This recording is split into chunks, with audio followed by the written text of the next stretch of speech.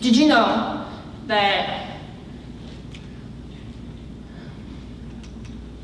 older people aren't the only ones who are affected by hearing loss?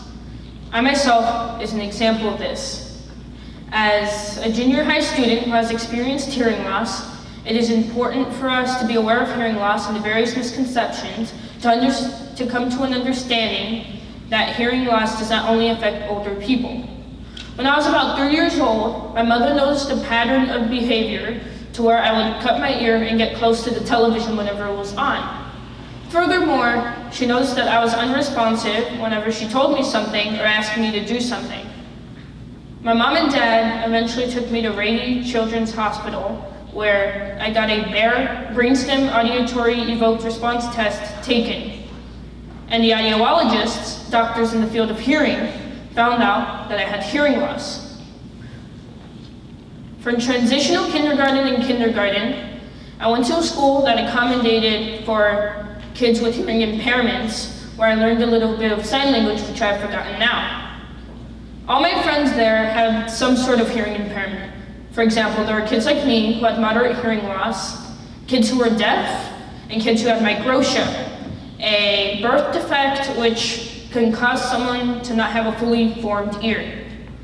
I attended summer school to improve my speech skills, and it was in first grade when I went to a new school and I met a lot of new people. Every year, I'll go to Rady Children's Hospital to get a hearing exam, to check up on me, and to see if there are any changes in my hearing. My audiologist does tests on me, done with and without my hearing aids on, by putting me in a soundproof room and having me respond to played audio.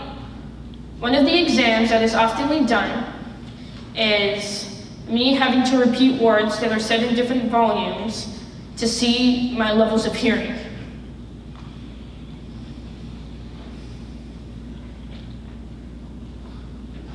Hearing loss can tend to be frustrating for me, my family, and my friends.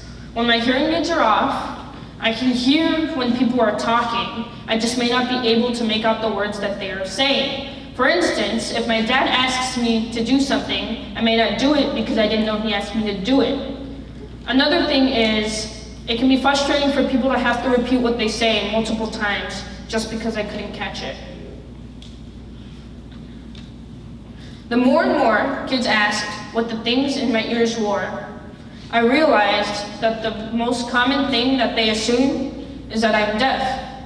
I myself am not deaf. I have a hearing impairment. Glasses help people by allowing them to see better. If you think about it, hearing aids are just glasses for the ears.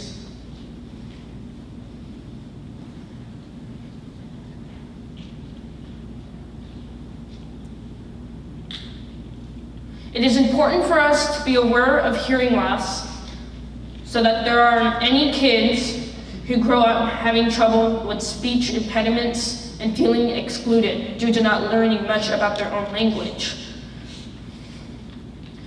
One of the biggest misconceptions about hearing loss is that everyone who has hearing loss reads lips and uses sign language. Although I was taught a little sign language in kindergarten, which I've forgotten now, it is important to understand that depending on the spectrum, then there are people who find lip reading and sign language helpful.